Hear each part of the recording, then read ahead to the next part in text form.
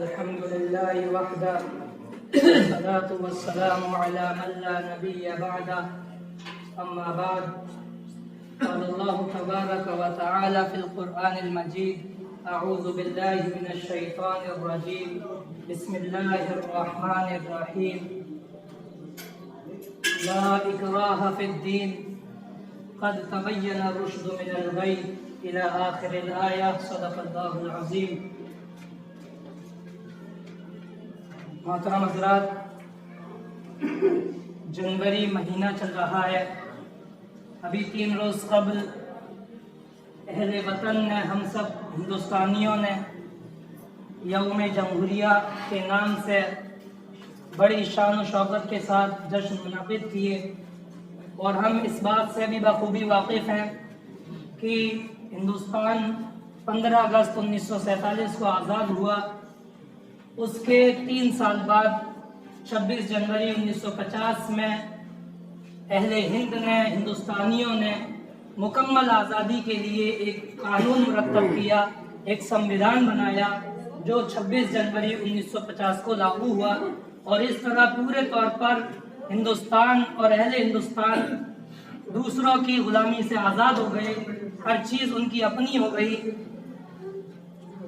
آج میں جو آپ حضرات کے سامنے بات کرنا چاہتا ہوں وہ اس مسئلے کو لے کر ہے کہ آزادی اور اسلام. بظاہر دنیا میں بہت سارے ملک ہیں، انہی میں ایک ہندوستان بھی ہے جو آزاد ملک ہے، یہاں کے رہنے والے باشندے آزاد لوگ ہیں. لیکن اس آزادی کا مطلب کیا ہے، اور اسلام مسلمانوں سے کتنا آزاد رہنے کے لیے کہتا ہے اور کتنی اجازت دیتا ہے، کتنی حدود ان کی متعین کرتا ہے کہ تم ان حدود میں رہ کر آزاد رہ سکتے ہو، ان حدود میں رہ کر تم اپنی مرضی کے کام کر سکتے ہو. سب سے پہلے آزادی کا مطلب کچھ لوگوں نے یہ بیان کیا کہ آزادی کہتے ہیں کہ انسان خود مختار ہو، مجبور نہ ہو، کہ اس کو کوئی کام کرنے کے لیے مجبور نہ کیا جائے بلکہ اس کو آزاد چھوڑ دیا جائے اور وہ جو چاہے وہ کرے، جیسا چاہے ویسے رہے، جو کھانا چاہے وہ کھائے، جو پہننا چاہے وہ پہنے، اس کو کسی بھی قسم کی روک ٹوک اس کے ساتھ نہ کی جائے، اس کو مجبور نہ کیا جائے کہ یہ مت کھاؤ، یہ مت پہنو، یہاں مت بیٹھو، ایسا مت کرو، یہ مت دیکھو. یہ مغربی تصور ہے، مغربی نظریہ ہے. اسی لیے اہل مغرب، جن کو ہم اگر دوسرے لفظوں میں دشمنان اسلام کہیں، وہ اسلام پر سخت تنقید کرتے ہیں اور اسلام کو اپنی زبانوں سے مجروح کرتے ہیں اور کہتے ہیں کہ اسلام تو اتنی سختی کرتا ہے اور اسلام تو اتنا انسان کو پابند بناتا ہے کہ وہ اس کو یہ تک کہتا ہے کہ تمہیں یہاں دیکھنا ہے، تمہیں یہاں نہیں دیکھنا ہے، تمہیں یہ کرنا ہے، تمہیں یہ نہیں کرنا ہے، تمہیں یہاں جانا ہے، تمہیں یہاں نہیں جانا ہے، تمہیں یہ کھانا ہے، تمہیں یہ نہیں کھانا ہے. تو اہل اسلام نے، مسلمانوں نے، علماء نے ان کے اس نظریے کا، ان کے اس سوال کا جواب یوں دیا کہ اگر تمہارے معنی کے مطابق اور تمہارے کہنے کے مطابق آزادی اس کا نام ہے کہ انسان کو پورے طور پر چھوڑ دیا جائے اور انسان جو چاہے کرے، جیسے چاہے کرے، جو چاہے کھائے، جو چاہے پیے، تو پھر یہ ملکوں میں، یہ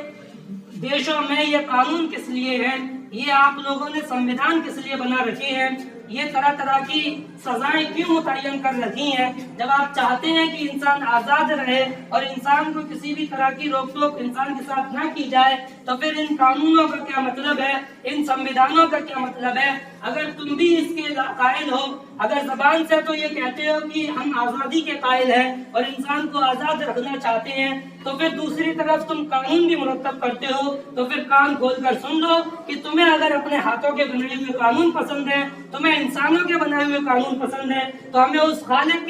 کا بنایا ہوا قانون پسند ہے جس نے خود انسان کو بنایا ہے.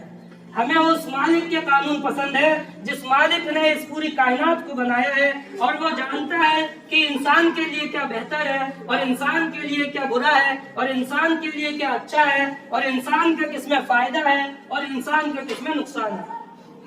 لہذا بڑی بڑی ریسرچ ہوئی، بڑے بڑے تجربے ہوئے اور اسلام نے جن چیزوں کو کرنے سے منع کیا، اسلام نے جن چیزوں سے روکا، اور اسلام نے جن چیزوں کی کرنے کی اجازت دی، اور اسلام نے جس طرح سے کرنے کی اجازت دی، ان میں بعد میں رزلٹ یہی نکلا کہ اسی طرح کرنے میں فائدہ ہے، انسانی جسم کا بھی فائدہ ہے، دیگر اعتبار سے بھی فائدے ہیں، اور بھی بہت سارے اس میں نفع ہے۔ اور جو انسانوں نے اپنے متعین کیے تھے، اگر ہم اس کی ہسٹری اٹھا کر دیکھیں، اس کی تاریخ اٹھا کر دیکھیں، تو موقع سے چند سالوں میں ان کے تجربے ناکام ہوئے، ان کی اپنی تعریفیں، ان کی اپنی ڈیفینیشنز خراب ہوئی، اور انہوں نے ہر چند سالوں بعد ایک نئی تعریف کو وجود دیا، ایک نئی ڈیفینیشن پیدا کی، اور کہا نہیں ایسا کرنے سے زیادہ فائدہ ہے۔ کچھ دن بعد کہنے لگے نہیں ایسا کرنے سے زیادہ فائدہ ہے، جبکہ اسلام 1400 سال پہلے جو بات اس نے کہی تھی، آج 1400 سال کے بعد بھی اور تا قیامت اپنے انہی اصولوں پر قائم ہے، اپنی اسی تعلیم پر باقی ہے، قیامت تک باقی رہے گا، اور انسان کو ماننا پڑے گا، اور انسان کو یہ تسلیم کرنا پڑے گا کہ اسی تعلیم میں فائدہ ہے، اور یہی تعلیم انسان کی کامیابی کی تعلیم کا، انسان کو کامیاب کرنے والی تعلیم ہے۔ آخر میں صرف چند سوالات جو اہل مغرب کی طرف سے، غیروں کی طرف سے اسلام پر بڑی شدت کے ساتھ اٹھائے جاتے ہیں اور اسلام کو مجروح اور بدنام کرنے کے لیے کیے جاتے ہیں، چند گنے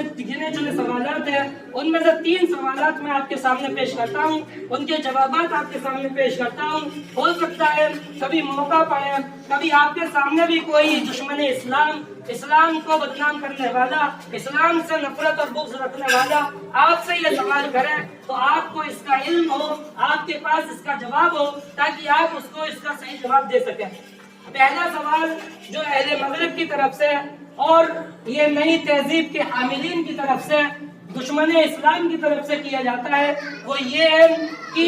اسلام مرد اور عورت میں فرق کرتا ہے۔ اسلام جب میراث تقسیم کرتا ہے، جب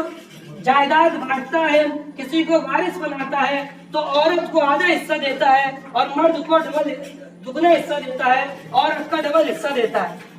ایک سوال ہے بڑی سختی کے ساتھ، بڑی شدت کے ساتھ اٹھایا جاتا ہے اور کہا جاتا ہے کہ اسلام نے تو عورت کو بڑا ہی دبا کر رکھا ہے، اور عورت کو تو بالکل کچھ بھی نہیں سمجھا ہے، اس کو آدمی کا آدھا حصہ دیتا ہے۔ دوسرا سوال اسلام کے خلاف یہ پیدا کیا جاتا ہے کہ اسلام عورت کو قید و بند میں رکھتا ہے، پردے کا حکم دیتا ہے، حجاب کا حکم دیتا ہے، گھر میں بند رہنے کا حکم دیتا ہے، اور طرح طرح کی سختیاں ان پر لگاتا ہے۔ تیسرا جو سوال کیا جاتا ہے وہ یہ ہے کہ اسلام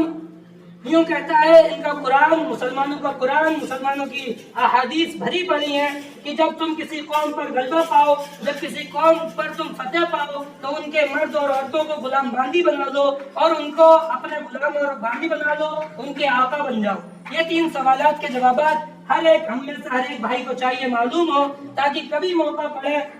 اور ہمارا ایسے لوگوں سے سامنا ہو تو ہم ان کے جوابات رکھ سکیں۔ پہلا سوال کہ اسلام مرد کو ڈبل اور عورت کو آدھا سنگل حصہ دیتا ہے، مرد کا آدھا حصہ میراث میں دیتا ہے، کہ مرد کو اگر 2 روپے میراث میں مل رہے ہیں تو اسلام کہتا ہے کہ عورت کو 1 روپیہ ملا ہے۔ یقیناً اسلام ایسا ہی کہتا ہے کہ مرد کی جتنی وراثت میں حصہ ہے اس کا آدھا عورت کو ملا ہے۔ اب اس کی وجہ کیا ہے، اس کا اصل مسئلہ کیا ہے؟ سب سے پہلی بات کہ جو لوگ اس سوال کو اٹھاتے ہیں اور اس پر آبجیکشن اٹھاتے ہیں اور اسلام کو بدنام کرنے کی کوشش کرتے ہیں، ذرا ان کو ان کی تاریخ یاد دلائی جائے اور ان سے پوچھا جائے کہ کیا تم نے کبھی تاریخ میں، کیا تم نے کبھی ہسٹری میں عورت کو جائیداد میں حصہ دیا اور عورت کو میراث میں حصہ دیا یا نہیں؟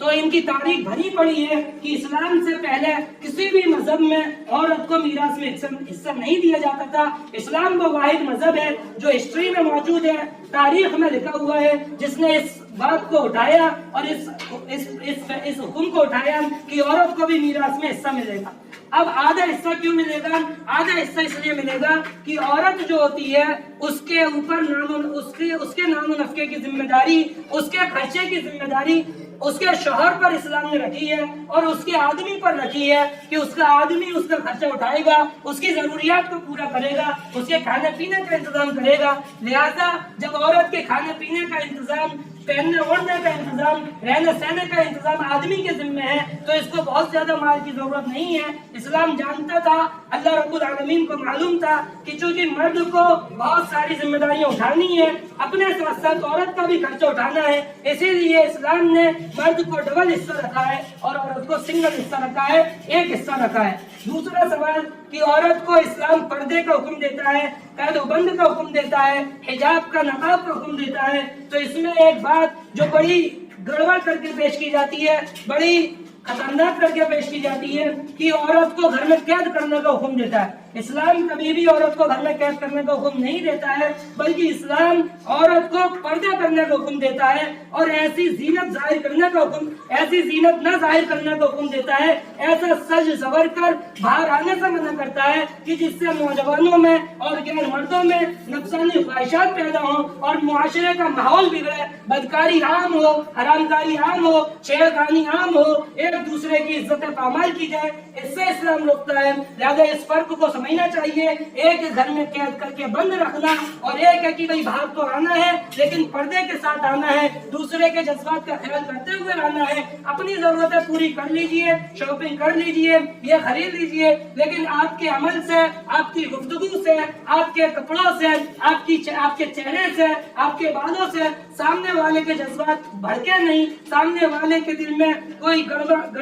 ख्याल पैदा न हो, बल्कि आप थोड़ा छुप कर आइए, थोड़ा पर्दे के साथ आइए। और इस पर्दे में इस्लाम ने औरत के मकाम को बढ़ाया है, औरत की अजमत को बढ़ाया है। तीसरा सवाल कि इस्लाम जंग में फतेह के बाद मुसलमानों को हुक्म देता है, तालीम देता है कि इनके मर्द और औरतों को गुलाम और बांदी बना दो। कुरान में लिखा है, हदीस में लिखा है, बिल्कुल सही बात है, लेकिन इसमें जरा गौर किया जाए और सोचा जाए कि आखिर वजह क्या है। तो इसकी वजह यह है कि 3 ऑप्शन हो सकते हैं किसी कौम पर फतेह पाने के बाद, किसी कौम से जंग में जीतने के बाद, कि या तो उनको पकड़ने के बाद उनको छोड़ दिया जाए और यूं कह दिया जाए कि ठीक है, जिस तरह से अभी जंग हुई अब फिर दोबारा जाओ, फिर तुम तैयारी करो, फिर लड़ने आ जाना, और इस तरह से खून रेजी का और मार धाड़ का, कत्ल गारत का माहौल बना रहे, जिंदगियां गुजर जाएं, नस्लें गुजर जाएं और एक के बाद एक जंगें होती जाएं। दूसरी शक्ल ये है कि उनको पकड़कर फांसी दे दी जाए, कत्ल कर दिया जाए, खत्म कर दिया जाए और अपना गलबा बाकी रखा जाए।